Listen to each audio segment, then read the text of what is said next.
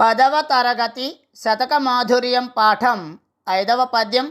నీతి ప్రౌఢ విహారులైన నిపుణుల్ నిందింపని మెచ్చని ఖ్యాతించెందిన సంపదల్ నిలువని గాఢంబుగా సాగని ఘాతంబప్పుడ పొందని నీతమై గాని యుగాంతమునన్ నీతి శ్లాఘ్య పదం బుధప్పరుగదా నిత్యంబు ధీరోత్తముల్.